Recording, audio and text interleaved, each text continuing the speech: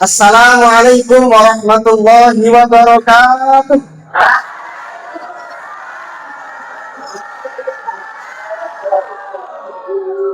Masih semangat?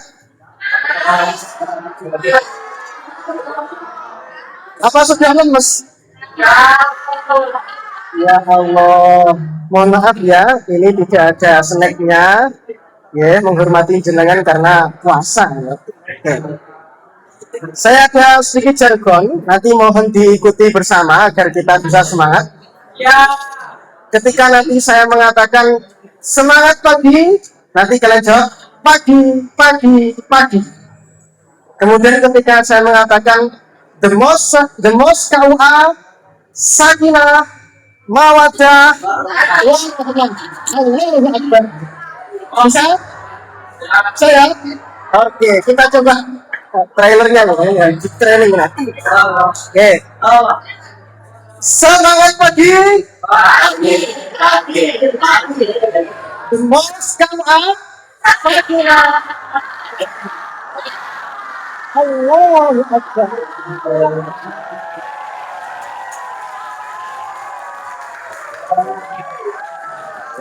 Untuk ketemu dengan kawan-kawan KUA seperti saya ini ya, ini wajah-wajahnya mesti berseri-seri karena mesti kepengen menikah semua ya. Apa di sini ada yang nggak pengen menikah?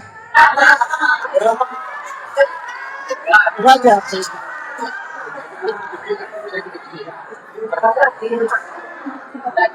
Coba ini yang kelas, berarti ini kelas 10, 11, 12 ya? Yang kelas 10 angkat tangan coba. Oh, yang kelas 10. Oh, ini kelas 10. Oh, sing beten Junjo ini ya. Kelas 10. Kelas 11 ada? Oh, PKL. Oh, ini seragam khusus ya? Seragam khusus. Kelas 11 ya? Kelas 11. Yang kelas 12? Oh, sedikit ya kelas 12. Apa? Ada yang? Kerja. Oh, kerja. Kelas kita ada yang nikah kalau. Oh, kerja ya? Ada yang kerja. Oke. Padahal ini yang rawan ini justru yang kelas 12 ini. Oh ya, wajah-wajah wis kepengen dan rapi gitu.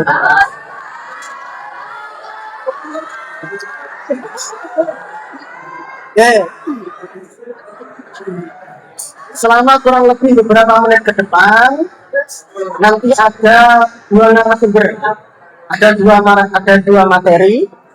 Yang pertama berkaitan tentang materi tentang kesiapan secara psikologis dan emosional untuk pranikah, dan nanti materi yang kedua tentang pencegahan perkawinan anak atau pernikahan dini. Nah, selama beberapa menit ke depan untuk materi pertama nanti dengan saya, nanti materi kedua dengan Ustadz Harmono. Nah, mohon kerjasamanya. Ini ketika ada hal-hal penting yang perlu panjenengan catat, monggo nanti dicatat ya. Nah, yang belakang kelihatan apa enggak tulisannya? Oh, kelihatan. Berarti apa? Matanya sampai masih sehat. Masih sehat. Oke. Oke, lanjut Ustaz. Beberapa hal yang nanti akan saya sampaikan terkait dengan psikologi dan emosional. Ini sisi batin ya. Sajane ini bagaimana kita mengukur kita sudah siap untuk menikah atau belum. Ini diukur dari sini. Jadi kesiapan menikah itu bolo-bolo ya. Kesiapan menikah itu tidak diukur dengan berapa juta kamu punya duit. Apakah kamu sudah punya rumah atau belum? Itu dohir, barang dohir, barang lahiriah. Nah, tetapi yang paling utama bahwasanya sampai siap menikah itu dilihat dari sisi psikologi dan emosional. Karena nanti jenengan ya para cewek-cewek ini atau calon ibu-ibu, nanti sebentar lagi kalian akan hidup bersama dengan laki-laki yang tidak pernah engkau kenal sebelumnya. Begitu juga sampean yang laki-laki, kalian nanti akan hidup dengan perempuan yang sebelumnya tidak sampean kenal. Sampean itu mek ngomong gedene tok ngono, ora roh tilike ngono. Terus kemudian kalian akan bertahap untuk melaju di dalam berkehidupan bersama. Nah,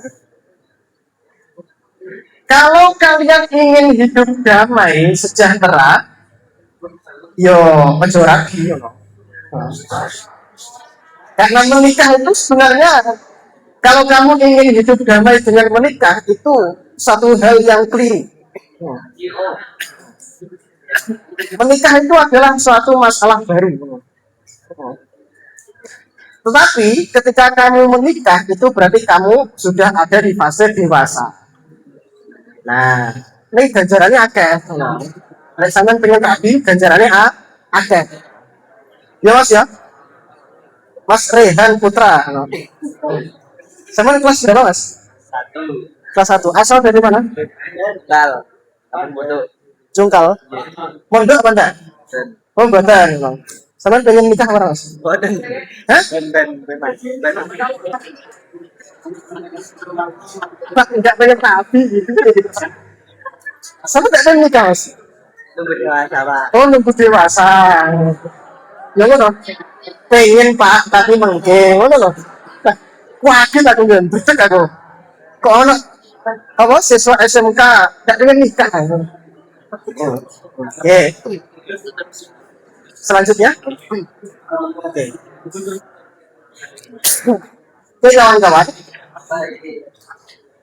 Saya mau membahas berkaitan tentang psikologi dulu.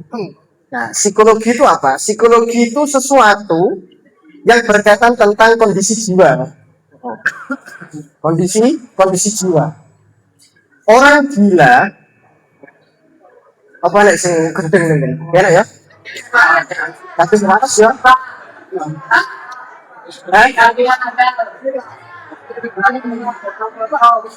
Ojo nunjuk kancane, Oke. Saya kasih tahu. Psikologi itu berkaitan tentang hal ihwal kejiwaan. Nah, makanya orang gila itu dia adalah orang yang punya penyakit mental. Nah, penyakit mental bisa juga karena akalnya itu tidak sempurna. Dia paling pas cuma akal itu tidak benar kan? Atau oleh antri itu seperti orang bisik, jadi tidak cuma akal. Itu Yunani wong dia. Nah, kalau orang sakit panas, orang sakit tipes, orang sakit dan lain sebagainya yang ada di rumah sakit itu penyakit fisik. Nah, ini penyakit psikologi itu nggak nampak. Nah, psikologi secara psikologis untuk bisa menikah secara damai, maka kalian harus siap. Sebenarnya nanti ada uji tes untuk menguji kesiapan menikah secara psikologi. Nah, secara definisi kurang lebih ya, kesiapan psikologi ini yang dimaksud adalah kondisi mental dan emosional yang stabil untuk menjalani kehidupan pernikahan. Apa saja? 1. Ada kematangan berpikir, ada kematangan emosi, ada kematangan sosial, dan yang terakhir kematangan spiritual. Oke. Jadi begini, Cak. Kalian itu ketika ingin menikah, maka kalian harus siap-siap untuk menghadapi sosok manusia yang pasti punya karakter yang berseberangan dengan kamu. Eling-eling calanan ya, lek sampean kuwi menengan, kuwi sok bakale bojomu.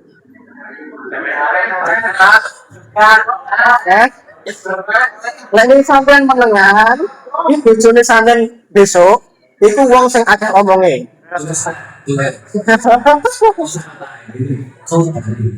Mbak nek nek sampean iku menengan. Nah, sampean iku bakal duwe bojo sing akeh omonge.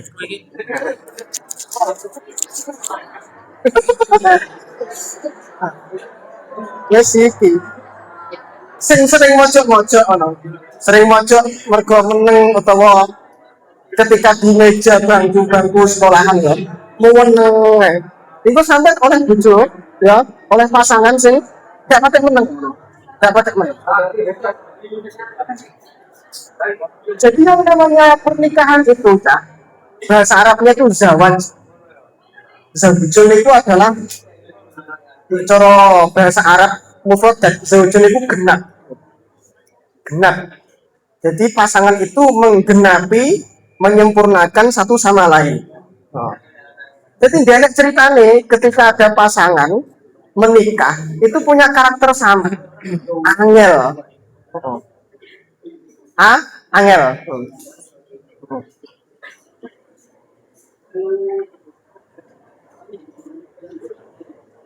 Di sini mas-mas ya. Nah, ini mas-mas ya, ini laki-laki. Saya kasih tahu ya, saya kasih bocoran untuk perempuan. Mbak, halo.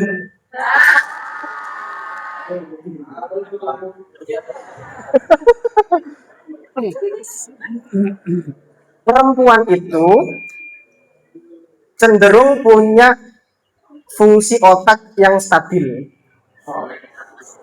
Itu silahkan orang stabil. Saya menurut ini carry mas.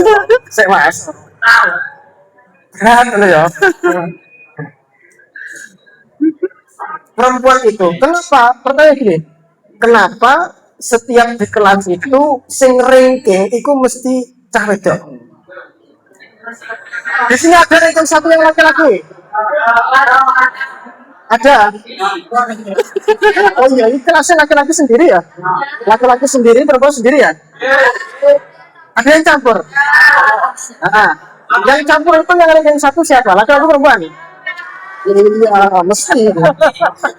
Di mana-mana ketika ada kelas campur laki-laki dan perempuan, kan dia kecil ya semenjak TK, SDNP, MTS, SMP sampai SMK Alia, itu rata-rata yang konsisten ranking satu itu mesti perempuan, mesti perempuan.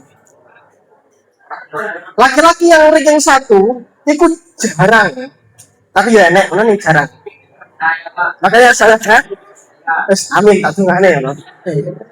Makanya saya mengatakan fungsi otak perempuan itu cenderung konsisten.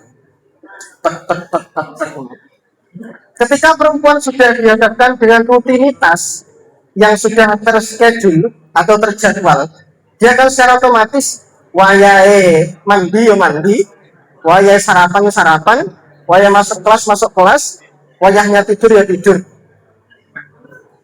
Tapi tidak berlaku untuk laki-laki. Mau lanang? Ya ayu hijal, mau lanang kabeh. Nah, tak jeda ya. Sampeyan itu cenderung punya otak yang kreatif.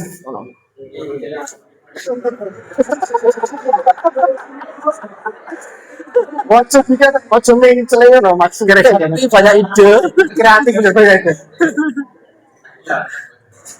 Saya husnuzon ya.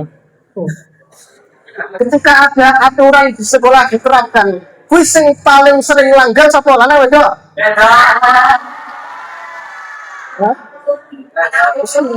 Sing wadah mesti sing lanang.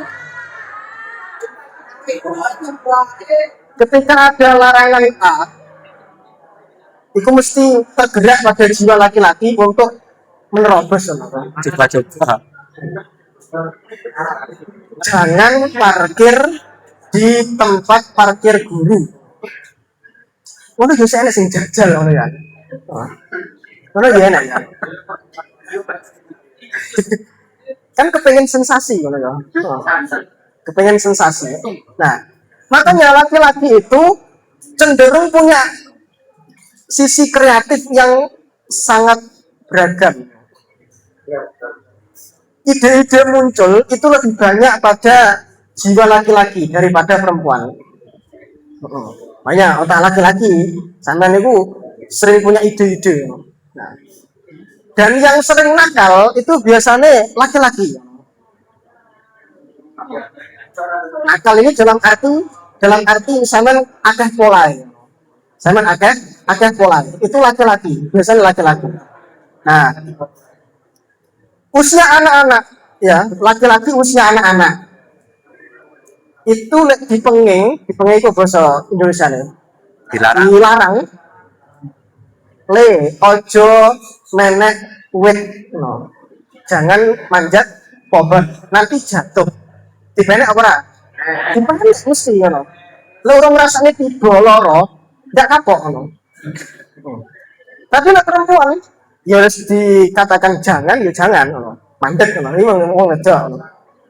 Nah, laki-laki coba setelah eksperimen gitu. Eksperimen ngono.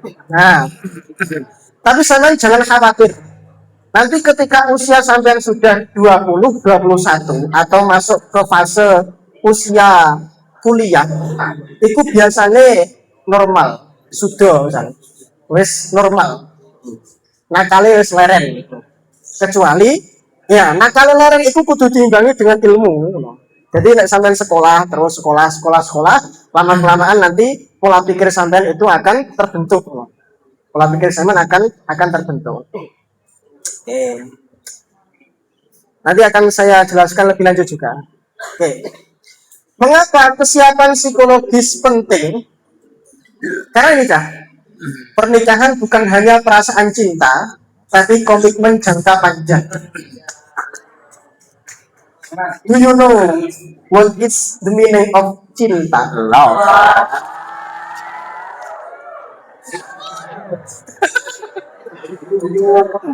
Mas Fasih yang bisa jawab yang dapat dobres ya. Iya. Coba satu laki-laki dan satu perempuan. Ada yang mau angkat tangan untuk menjelaskan Apakah itu cinta? apa itu cinta? Atau saya tunjuk?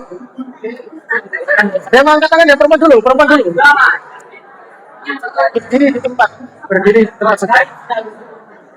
Ada yang mau? Yang perempuan?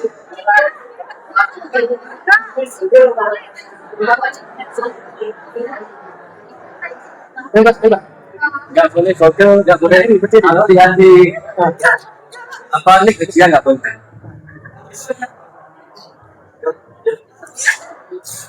Namanya siapa? Berdiri. Sama udah pengen oleh dia. Nah. Berdiri. Coba. Nah, pegang miknya. Pegang. Sama ngono. Namanya siapa? Berdiri, Pak. Jadi foto ben apik. Nah. Ya, video wes. Namanya siapa? Elisa siapa? Elisa Eka Maharani. Kamu pertama. Oh iya, makanya jeneng Eka Eko, itu anak pertama. Karena anak kedua misalnya Dwiyanti. Kamu asal dari mana? Tumpak Rejo. Mondok di sini atau tidak? Memang. Elisa. Apa yang kamu ketahui tentang cinta? Kamu harus tahu merasakan cinta atau borong? Sudah. Jelaskan yang aku coba. Cinta itu apa nih? Aku pengen roh aku. Cinta itu rasanya piye? Penasaran aku.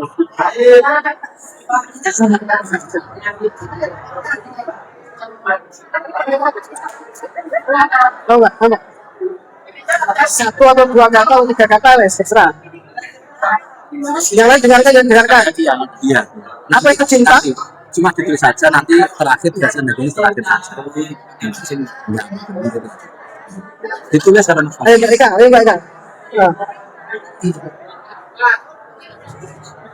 Cinta itu apa?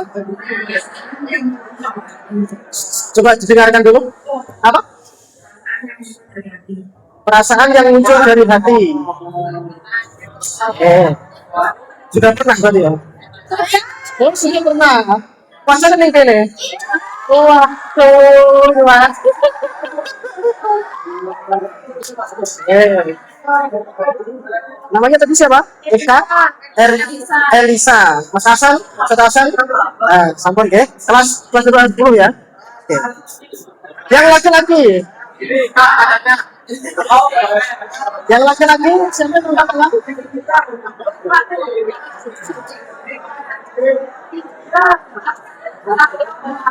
Hah? Ayo kakak kok. Fitri Musail.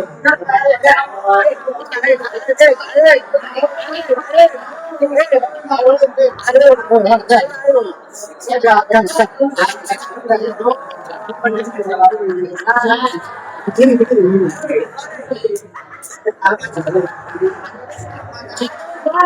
Coba sebutkan namanya siapa? Sampai yang ojo kancane. Ya. Nek kono wis kono. Jenenge sapa? Mik.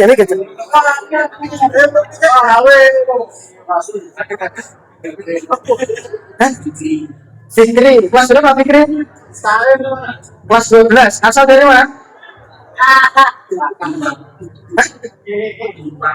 Kumpang bisa nih?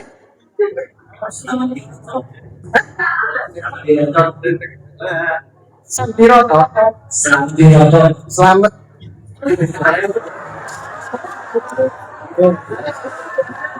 Wes. Saya mondok kok. Mondok. Menurut sampean itu, sampean wis tahu rasakan cinta apa?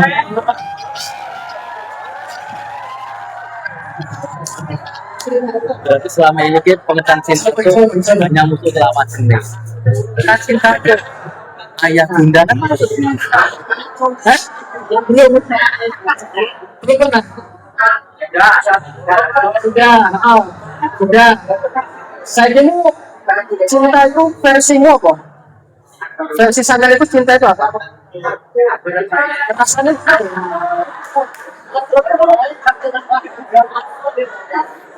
nah, Fikri, 1, 2, 3 kata wes. Nah,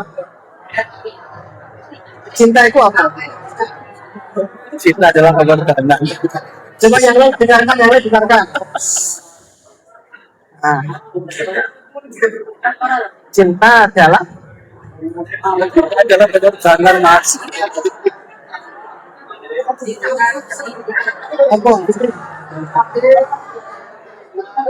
apa sih kok rasak nih? Yang untuk bertahan.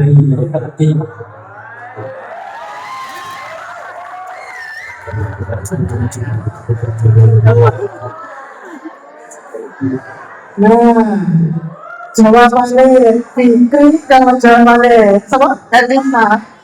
Oh, tidak ngerti sama Fikri.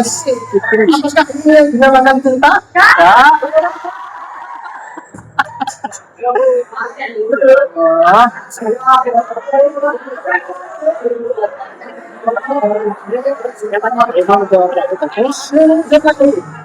Ya, nggak apa. Yang mana? Oh ya, sebentar, jenis apa? Namanya siapa? Iya. Ayo, bagus ya. Mulai hadiah kok ya? Cinta apa? Menurut sampean cinta itu apa? Aja desa kancane loro ngono. Ya.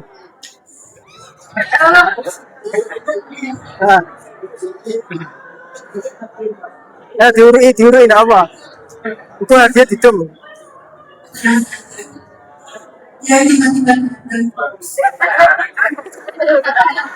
Sudah, terus apa lagi?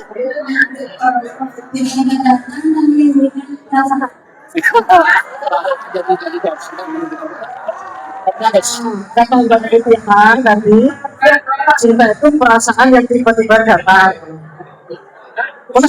Aku ngurus tuh gak cinta ya. Kadang tiba-tiba datang. Oke. Baca. Oke, coba lihat ke sini semua. Cinta itu sesuatu yang tidak bisa dideskripsikan dengan kata. Ketika kamu menjelaskan cinta dengan bermakna atau ribu-ribuan kata, itu tidak ada satupun yang mewakili. Waduh, gitu ya. Karena cinta itu adalah daun atau rasa. Oh, ini jenis status. Nah, oke. Jadi perasaan cinta itu muncul dari hati, tergerak dengan sendirinya karena menemukan sebuah kecocokan. Mbak ini, sampai nggak bilang wong lanang itu gede apa? Tahu gede apa? Tahu gede sih atau nggak tahu? Nggak tahu ya. Mas ya, sama nggak bilang wong itu pernah gede sih apa nggak? Hah? Tergantung dia.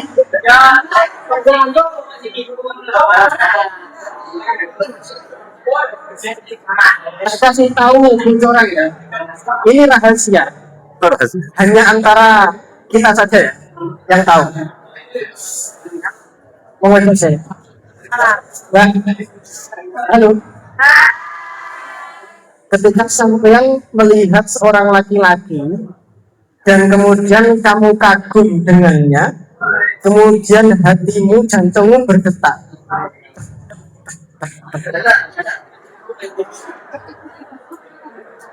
Itu berarti kamu muncul sebuah perasaan. Jadi sebenarnya demen itu mesti kagum sih. Sampai tidak kagum, berarti tidak demen. Tapi jarang ketika ada lewat laki-laki, saatnya ada yang mau lanang, itu biasanya mau itu pun dapatnya gede. Tapi ketika sampai itu mulai cari-cari muka, atau menampilkan salting, salah tingkah, salah tingkah. Lalu itu salah tingkah mesti ketoro. Itu ekspresinya ini kan. Upaya mesti enak, ini bisa kancane, mas mesti enak. Nah, atau ketika di kamar itu ngomong nih wong nih. Ayo, semua sing tahu, menceritakan seorang laki-laki di kamar nih kancane, ayo. Biasanya cak pondok, Nah, itu berarti kamu punya rasa kagum. Punya rasa kagum. Tapi yang wong lanang itu dengan wong wedok itu sering deket. Ada dua jawaban. Satu karena kagum karena sifat akhlaknya sehingga dia merasa ada tergerak hati. Yang kedua karena fisik.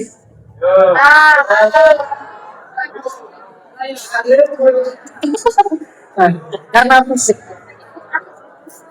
sudah menjadi rahasia para wanita tak omongi wong lanang semenikian iki.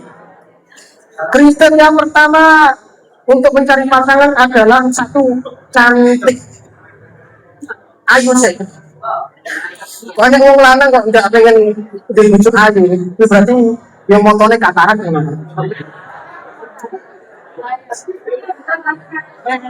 Nomor satu itu laki-laki mesti mandang fisik sih, ya.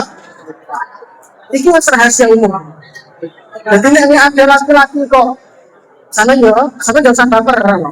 Sehingga itu sama jangan usah baper. Ini anak mau lanang, itu memandang fisik. Kamu perempuan laki-laki, bukan gantengnya. Untuk ganteng ini singkat pertama. Kasih apa? Oke. Siji ada yang bilang sugie. Nomor loro enak sing delok sopan, dia itu sopan, dia adab sing apik. Nomor 3 ada yang melihat karena dia itu pinter, cerdas. Akhirnya sadar kagum. Tapi lalu wedok, yang pertama mesti ya kayak ayu kok. Mesti juga nomor 1. Nomor satu itu.